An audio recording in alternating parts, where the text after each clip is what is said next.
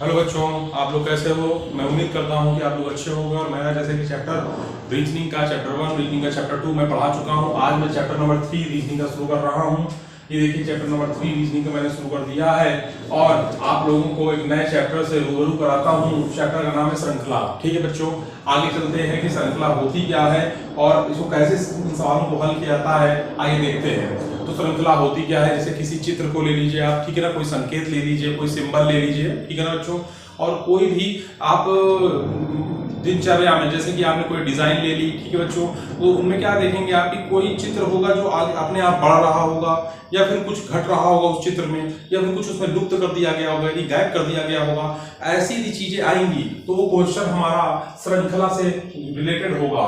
जैसे कि किसी चित्र आकृति, जैसे जो आकृति आप ले लीजिए, ठीक है, आकृति मैंने साइज, ठीक है ना, शेप होगा, कोई शेप दे रखा हुआ है, कोई फिगर होगा, आकृति में कोई फिगर होगा, ठीक है बच्चों, कोई फिगर होगा, ठीक, फिर कोई सिंबल होगा, फिगर होगा, या फिर कोई सिंबल होगा, या फिर कोई साइन होगा, ठीक है बच्चों, ठीक है ना, इसेट्रा।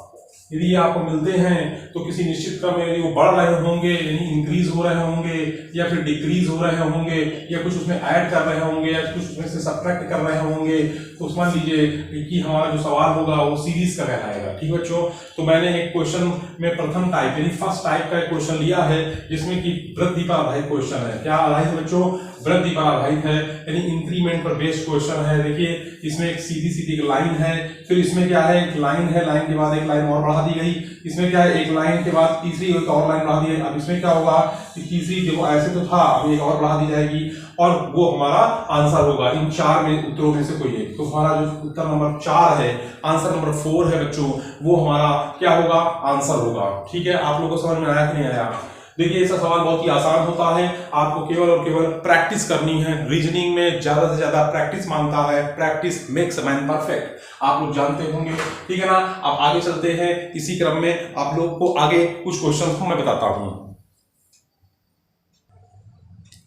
आइए बच्चों, आगे वाला क्वेश्चन एक देखते हैं। देखिए, हमारे सामने एक क्वेश्चन और आ गया है। इस क्वेश्चन को देखिए, इसमें क्या है कि कुछ लाइनें हैं वो बढ़ रही हैं अपने आप में। देखिए, जैसे कि मैंने यहाँ पर देखा एक सर्कल है, उसके बाद फिर एक ये, और उसके बाद फिर ऐसे, फिर इसमें देखिए क्या है, यहाँ पर एक बढ़ा दिया इन्होंने, यहाँ पर एक बढ़ा दिया। देखिए बच्चों, फिर इसमें क्या है, यहाँ पर वैसे था, इन्होंने एक यहाँ बढ़ा दिया। इसका मतलब है कि इधर भी एक बढ़ेगा। ठीक है बच्चों, इससे मतलब ये सिंबल बनेगा और बन ऐसे, और फिर उसके बाद ऐसे, ऐसे और ऐसे। ये देखिए किसी एक में मिल रहा है, हाँ मिल रहा है। आंसर नंबर जो 3 है बच्चों, वो हमारा सही है, यानी उत्तर नंबर 3 इसका राइट आंसर है। ठीक बच्चों, आपको समझ में आया होगा, कुछ भी सवाल में नहीं है, कोई दम नहीं है, आंसर आसान सा सवाल है। ठीक है, आगे चलते हैं। आइए बच्चों, आगे चलते हैं। देखिए, अब टाइप नंबर 2 आ गया। वो जो टाइप नंबर 1 था वो किस पर था आधारित? वो आधारित था आपका इंक्रीमेंट पर आधारित, यानी उस पर क्या हो रहा था, बढ़ रहा था, बढ़ने पर आधारित था। और जो टाइप नंबर 2 है वो ह्रास पर आधारित है, ह्रास माने लॉस। आपको देखिए आगे जो फिगर होगा उसमें कम होता नजर आएगा। तो देखिए, जैसे इसमें कितनी लाइनें, 1 2 3 4 5 6 लाइनें हैं। तो देखिए 1 2 3 4 5, देखिए कम हो गई, 1 2 3 4 लाइनें। तो इसमें कितनी लाइनें होंगी बच्चों? 3 लाइनें, और 3 लाइनों से क्या बनता है, त्रिभुज। इसका मतलब उत्तर नंबर 3 इसका सही है। देखिए, कुछ सवाल में था, कुछ नहीं था, आंसर बिल्कुल ही आपके सामने था, बस आते आपको अपना दिमाग लगाना था। ठीक बच्चों, ये सवाल आपको समझ में आया कि नहीं आया? चलिए आगे चलते हैं।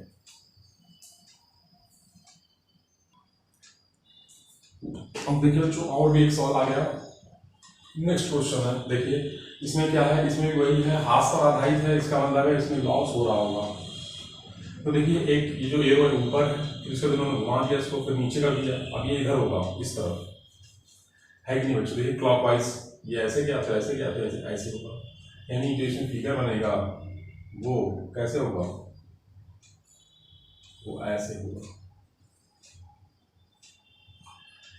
जो फिगर होगा वो ऐसे होगा। ठीक है, अब देखिए यहाँ पे इसका ये ब्लैक है, यहाँ पे खाली है, नहीं ब्लैक नहीं है। इस पर देखिए सर्कल ये ब्लैक है, इसमें क्या होगा, ये खाली होगा बच्चों। और इसका लाइन की बात आती है तो यहाँ 4 लाइन, यहाँ 3 है, यहाँ 2 है, यहाँ कितनी होगी, 1। अब देखिए ऐसा कोई फिगर हो तो आपको दिख रहा हो तो वो फिगर ही इसका आंसर होगा। उत्तर नंबर 2 में मिल रहा है। देखिए ऐसा आंसर नंबर 2 में इसका आंसर मिल रहा है। जो ये है वो इससे देखिए टैली कर रहा है। तो क्वेश्चन में कुछ नहीं था, क्वेश्चन आसान था, आप लोगों ने देखा। बशर्ते क्वेश्चन में आपको ध्यान रखना है और उसकी प्रैक्टिस करते रहना है। ठीक है बच्चों, नवोदय विद्यालय प्रवेश परीक्षा में रीजनिंग एक महत्वपूर्ण भूमिका निभाती है पेपर में। ठीक है, और वो चाहे विद्या ज्ञान का पेपर हो, चाहे सैनिक स्कूल प्रवेश परीक्षा का पेपर हो, चाहे टीईटी हो, सुपर टेट हो, सीटेट हो, ठीक है ना, इन सभी में हमारी ये रीजनिंग बहुत ही महत्वपूर्ण भूमिका निभाती है। चलिए आइए आगे हम लोग अगले क्वेश्चन पे चलते हैं।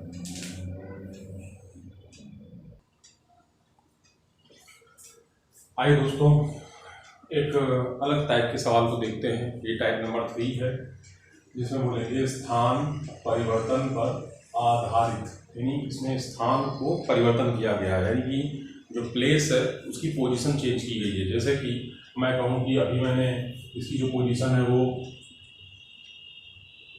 हॉरिजॉन्टल कर रखी है, फिर ये कॉर्नर में कर दी, फिर ये वर्टिकल कर दी या परपेंडिकुलर कर दी, बस इसी को ही हम बोलेंगे स्थान परिवर्तन। बच्चों इसके सवाल भी बहुत ही आसान होते हैं, बस केवल और केवल थोड़ा सा ध्यान रखना है और आसानी से हमारा सवाल हल हो जाएगा। अब देखिए यहाँ पर इस क्वेश्चन में जो हमारे सामने क्वेश्चन है, इसमें ये फिगर देखिए, ये फिगर देखिए, ये फिगर देखिए, कुछ इनमें मतलब समझ में आ रहा होगा आपको। जैसे कि ये फिगर है और जिसमें ये हमारा इसको कैसे रखा गया है, क्लॉकवाइज रखा गया है, मतलब कि हॉरिजॉन्टल रखा गया है। जैसे ये लाइन है, तो इस लाइन में क्या किया, हॉरिजॉन्टल कर दिया इसको। अब इसके बाद फिर क्या किया इन्होंने, इसको कॉर्नर पर ले गए। इसको कहाँ ले गए बच्चों, कॉर्नर पर ले गए, ये कॉर्नर पर ले गए, ये कॉर्नर पर ले गए। अब इसके बाद इसकी पोजीशन कहाँ कर दी, ये कर दी इसकी पोजीशन। अब यहां पर कौन सी पोजीशन होगी,